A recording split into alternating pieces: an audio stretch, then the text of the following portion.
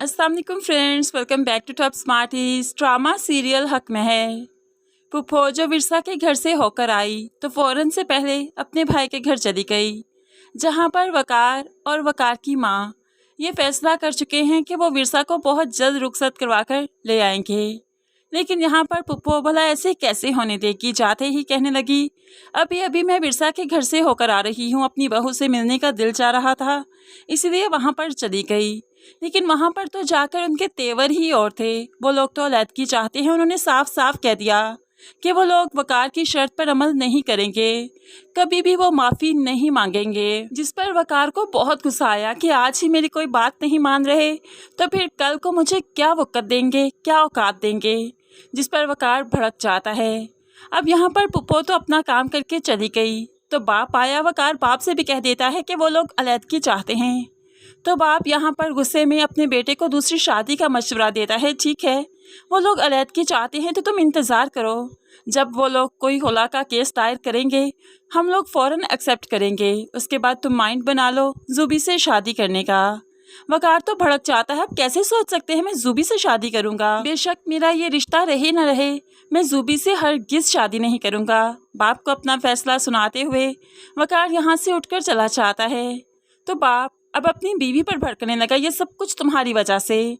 तुमने ही मेरी बहन और भांजी के बारे में इतने कान बढ़े अपनी औलाद के कि वकार उनसे बदजन हो गया है। क्यों किया तुमने ऐसा, जबकि मौका यही कहता है कि अब जूबी से उसकी शादी होनी चाहिए। अब यहाँ पर तो बेगम बेचारी शोहर का गुस्सा देखते हुए चुप कर गई। लेकिन दूसरी तरफ ताई जान कोई कसर नहीं छोड़ रही, अपने देवर के पास जाती है और वकार की पुप्पो की आमद की इतला देती है। वो आई थी ये कहने के लिए कि वो लोग ये रिश्ता नहीं रखना चाहते। इस पर फातिमा तो एकदम से हैरान रह गई। उन्होंने ऐसी कोई बात नहीं की। यकीन मानिए मंसूर, ये झूठ बोल रही हैं। अब तो ताई के ड्रामे शुरू हो गए। फातिमा तुम कैसे कह सकती हो मैं झूठ बोल रही, तुम्हारे मुंह पर तो वो कह के गई है कि वो रिश्ता नहीं रखना चाहते। वो लोग तो अलैदगी चाहते हैं, बहुत जल्द वो तलाक का नोटिस भेजेंगे। तो विरसा भी कहने लगी, क्यों ताई जान आप झूठ बोल रही हैं, उन्होंने कोई ऐसी बात नहीं की, वो तो सिर्फ मुझसे मिलने आई थी। लेकिन यहाँ पर मंसूर को तो सिर्फ अपनी भाभी की बात पर यकीन है, इसलिए तो उनके जाने के बाद हुक्मन कह देते हैं कोई भी ताल्लुक, कोई भी वास्ता वकार से नहीं रखना विरसा तुमने। अगर वो लोग अलैदगी चाहते हैं तो हम भी यही चाहते हैं, बहुत जल्द हम भी अलैदगी ही चाहेंगे। ये बात माइंड में बिठा लो कि अब तुम उस घर में नहीं जा सकती। मेरी बेटी को गिरी पड़ी नहीं कि वो लोग फैसले पर फैसला सुनाते जाएं और हम लोग चुपचाप बैठे रहें, ऐसा नहीं होगा।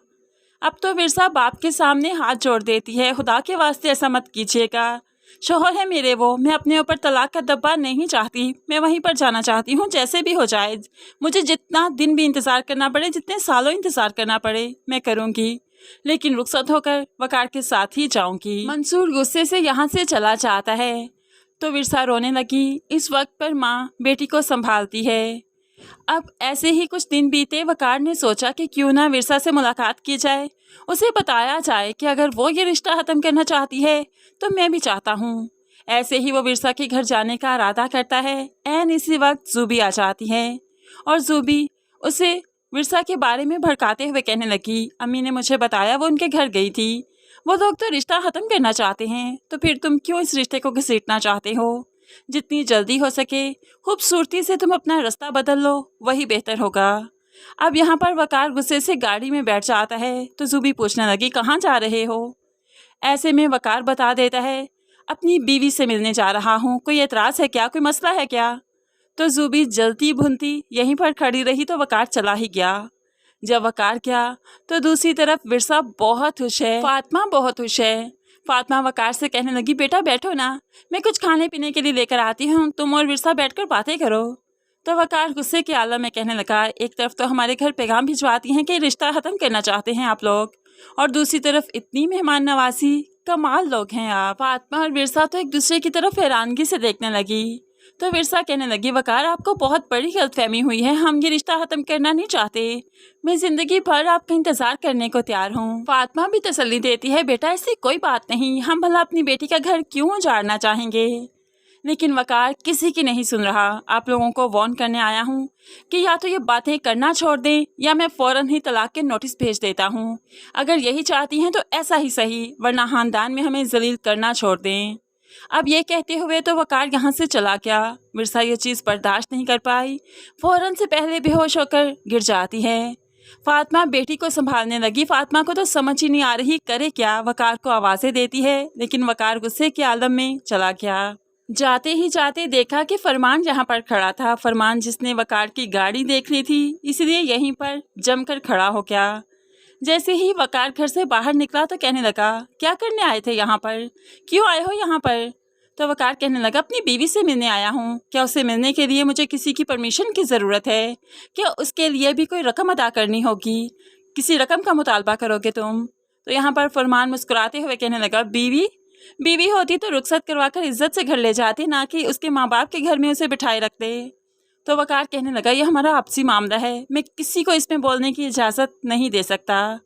ये कहते हुए वकार गुस्से में यहाँ से चला जाता है। तो फरमान मुस्कुराता ही रह गया कि इस रिश्ते में इंटरफेरेंस तो हम लोग कर ही चुके हैं, तभी तो हालात यहाँ तक पहुँचे। दूसरी तरफ आदिल भी तो मिर्सा से मिलना चाहता है। उस दिन फ़ोन पर बात हुई थी, लेकिन घर आकर सब कुछ क्लियर करना चाहता है कि आखिर वो क्यों वकार से मिला था और वकार ने क्या कहा। वो अपनी पुप्पो जान को बताना चाहता है। तभी तो विरसा के घर आता है, तो यहाँ पर फिर से फरमान जैसे शैतान से उसकी मुलाकात हो गई। तो फरमान कहने लगा, तुम यहाँ पर किस लिए? तो आदिल बता देता है, मैं तुम्हें बताता चलूँ, ये मेरी पुप्पो का घर है। मेरा यहाँ पर आना जाना पहले भी था और अब भी होगा और कोई मुझे रोक नहीं सकता। तो फरमान कहने लगा, पुप्पो से ज़्यादा मेरा घर भी है, मेरे चचा का घर है और तुम्हें यहाँ पर आने से पहले सोचना पड़ेगा। लेकिन आदिल फरमान की कोई बात नहीं सुनता, बल्कि विरसा और फातिमा से मुलाकात करता है। उन्हें बताता है कि आज भी वकार उसे चाहता है, उसे मोहब्बत करता है। लेकिन जैसा कि वकार पहले ही यहाँ पर धमकी दे चुका है, छोड़ने की बात कर चुका है, इसलिए विरसा और फातिमा को ज़रा भी तसल्ली नहीं मिली। दूसरी तरफ वकार विरसा और उसकी फैमिली को मज़ीद अजियत देना चाहता है, इसीलिए तो वलीमे का प्रोग्राम फिर से रख लिया। अब यहाँ पर विरसा के घर में इतला आ जाती है कि वलीमा है, जिसके लिए फ़लान जगह पर पहुँचना है। विरसा तो बहुत खुश हो जाती है, आज फिर बहुत अच्छे से तैयार हुई। उसे लगा कि वलीमे के बाद उसकी रुखसती हो ही जाएगी। लेकिन वलीमे का फंक्शन होता है, जिस तरह से बारात पर मंगवा कर विरसा के घर वालों ने, विरसा के ताई ने वकार की फैमिली को जलील किया, तो आज वकार की बारी थी।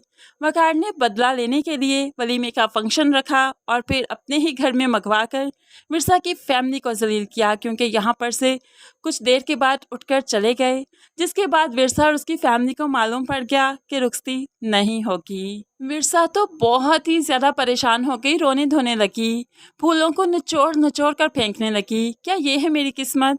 एक बार फिर से जलील हो गई, रुसवा हो गई, खानदान वालों के सामने सवालिया निशान बन गई। आखिर क्यों मेरा शौहर मेरे साथ ऐसे कर रहा है? मेरा क्या कसूर है? मेरी क्या गलती है? ये सब कुछ सोच सोच कर चीख चीख कर रोने लगी। तो दूसरी तरफ अब उसकी तबीयत इतनी ख़राब हो जाती है कि संभाले से नहीं संभल रही। ऐसे में जब वकार को विरसा की तबीयत के बारे में मालूम पड़ेगा, तो फिर उसका हाल चाल पूछने आ ही जाएगा। लेकिन वो विरसा को यहाँ से लेने नहीं आया, बल्कि 4 बातें सुनाकर उसे अजियत देने ही आया है कि इस तरह से अजियत मिलती है। आज तुम्हें महसूस हुआ ना कि तुम्हारी बेइज्जती हुई है, उस दिन मुझे भी ऐसा ही महसूस हुआ था। तो विरसा उसे समझाने की कोशिश करती है कि उस दिन भी मेरी इंसल्ट हुई थी और आज भी मेरी इंसल्ट हुई है। लेकिन वकार फिलहाल गुस्से में कोई भी बात नहीं सुन रहा, कुछ भी नहीं समझ रहा। ऐसे ही विरसा से बदगुमान होकर उसे दूर रहकर अपने ही रिश्ते को दांव पर लगाने वाला है ये वकार।